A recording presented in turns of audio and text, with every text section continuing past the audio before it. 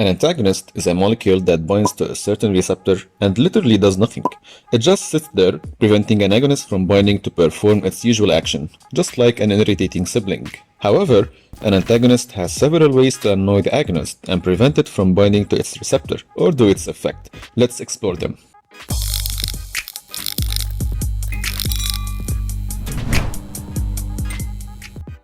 Reversible competitive antagonist. It is the most common, and usually it sits in place of the agonist. Increasing the concentration of the agonist in the presence of the reversible antagonist will allow its binding to the receptor, and that's why it's called competitive. There's a competition between the agonist and the antagonist on who will bind to the receptor, and if the agonist concentration was increased, it will be able to replace the antagonist. Example of a competitive antagonist is naloxone, which is used in emergencies to reverse the life-threatening effects of a known or suspected opiate narcotic overdose. Naloxone injection can be also used after surgery to reverse the effects of opiates during surgery. Irreversible competitive antagonist. In this case, increasing the concentration of the agonist in the presence of the irreversible antagonist will have no effect. This happens because the antagonist binds irreversibly to the receptor and there is no concentration from the agonist that can replace it. Note that this kind of antagonism is also called competitive since both molecules compete on the same receptor.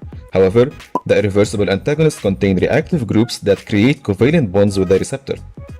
Usually these are used as experimental tools to investigate about the receptor function, and few are used clinically. However, irreversible enzyme inhibitors that act similarly are clinically used and include drugs such as aspirin and monoamine oxidase inhibitors, also known as MAOIs.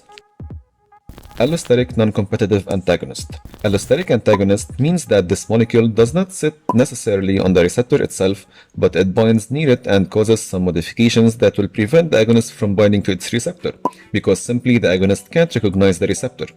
Scientifically, we say that the allosteric antagonist reduces the affinity of the agonist toward the receptors. Thus, increasing the concentration of the agonist will have no effect. Example of allosteric antagonist is ticagrelor, an antiplatelet drug.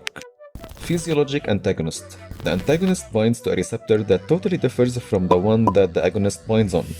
The physiologic response that results from the binding of the antagonist will antagonize the effect of the agonist. For example, histamine acts on receptors of the parietal cells of the gastric mucosa to stimulate acid secretion, while omeprazole blocks this effect by inhibiting the proton pump.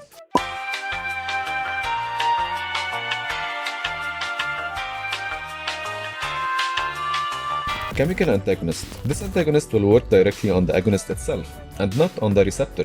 The main mechanism here is the binding of this chemical antagonist to the agonist and preventing its binding to its receptors. Examples include the use of chelating agents, like dimercaprol, that bind to heavy metals and consequently reduce their toxicity.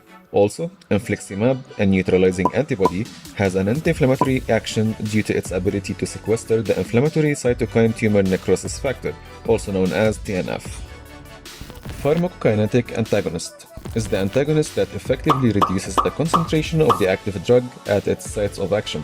As we know, the pharmacokinetic steps are absorption, distribution, metabolism, and excretion. At every step, if a drug can alter the concentration of the active drug at its site of action, it is considered a pharmacokinetic antagonist. For example, phenytoin, an anti-seizure drug, enhances the hepatic metabolism of warfarin, an anticoagulant drug, which will result in the reduction of the anticoagulant effect. On the other hand, the rate of absorption of the active drug from the gastrointestinal tract may be reduced, or the rate of the renal excretion may be increased. Interactions of this kind are common and can be important in clinical practice. Partial agonist. This type of molecules, although it is an agonist, it acts as an antagonist in the presence of the full agonist. Example of a partial agonist is tolazoline, and when it is combined with full agonist phenylephrine, it acts as an antagonist. Don't forget to subscribe and share it with your colleagues if you found the video informative. Thank you for watching.